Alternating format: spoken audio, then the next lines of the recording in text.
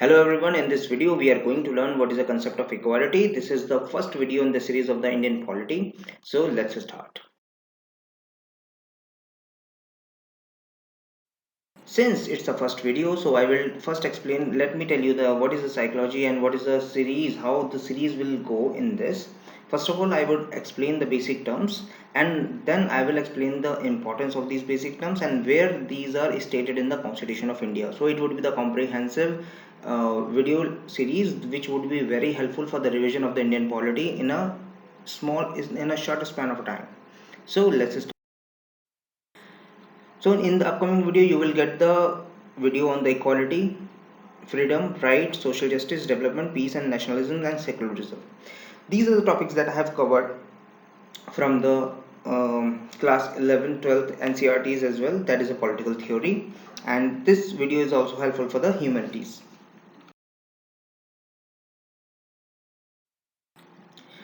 So if I need to explain the equality, you need to understand what is the inequality and why it is so important. So if I talk about the French Revolution, the equality word has been had become more popular in during that time. There were the three words which were evolved during that period of time, which are there was a trinity of equality, fraternity, and liberty. So right from the French Revolution, this equality or trinity has made a significant difference in all part of the world, and the India left not alone. So the concept of inequality where was prevailing at the time that we are struggling for our independence, so it has become a revolutionized in India as well, because the people face the discrimination on the basis of the caste, religion, region, creed, and if I call it as a protected categories. So I would in my subsequent video I would call it all the this discrimination basis on the caste, religion, region, place of birth, sex. I would call it as a restricted or the protected characteristics. So in order to remove all these things, we need to uphold the equality. And when the person is treated, or the person will get the status and of opportunity in the society basis, apart from, while not considering all these protected categories, then I would consider it we are at the verge of being in a political equality.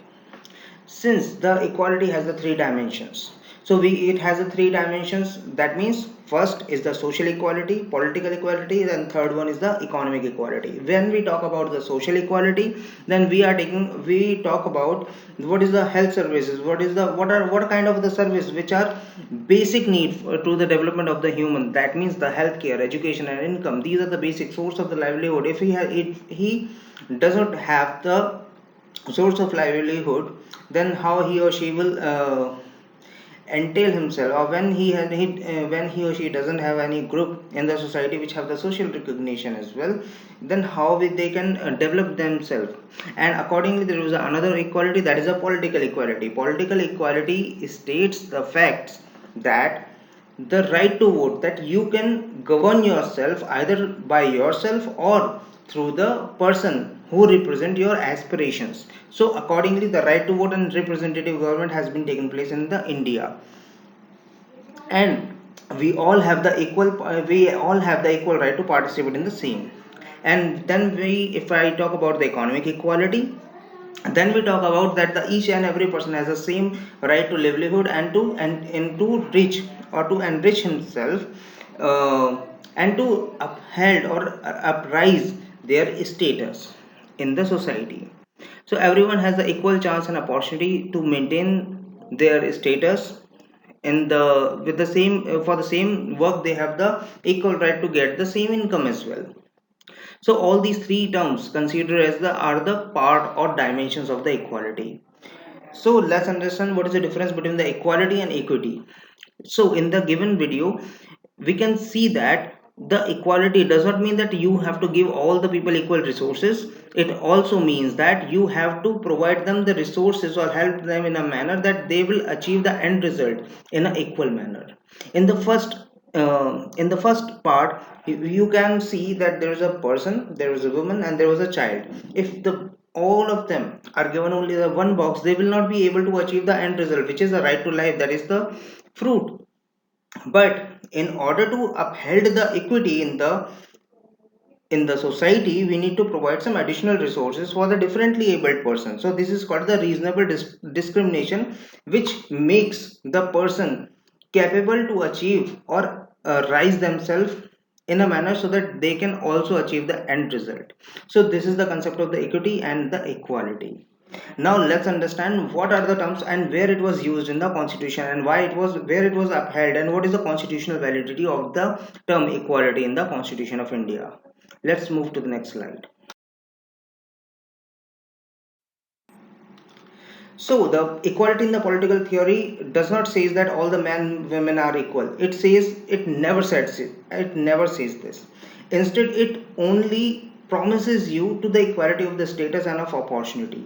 When you look at the preamble, you will see that there was only status, equality of the status and of opportunity. You will be given the equal opportunity to maintain your status in a manner that would lead you to be the person to live your life in a dignified manner. Accordingly, the fundamental right talks about the right to equality. Right to equalities are given in the article 14 to 18. Article 14 talks about the equality before the law, which states that no one is big or no one is small, no one is rich, no one is poor, no one is the whether it was a man or a woman, everyone, the law would see them in a manner, they all are equal in the eye of a law, right?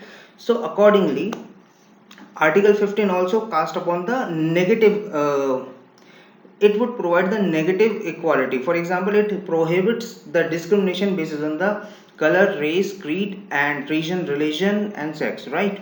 And article 16 talks about the, so article 16 talks about the you can get the opportunity in the public employment, right? And article 17 talks about the abolition of the untouchability, right? Because these are the basic fundamental right that will develop the society as a whole, right?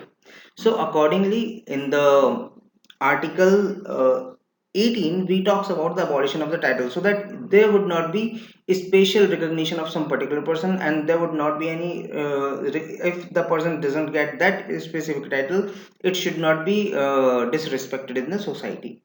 Now let's move to the another part where the equality has been used, which is the DPSP. And DPSP, earlier it was not mentioned, but through the 44th Amendment Act, when the the Janata Party has inserted this in a different manner. Like as I said in my first slide, that in order to understand the equality, you need to understand the inequality. So in the same manner, they have upheld the economic equality while inserting the provision under article 38 sub article 2, that we need to remove the inequality in the income level. So this is all about the equality and the interlinkages which are mentioned in the Constitution of India. Hope you must have liked this video, and for the subsequent videos, subscribe this channel now. Thank you everyone. Thank you so much.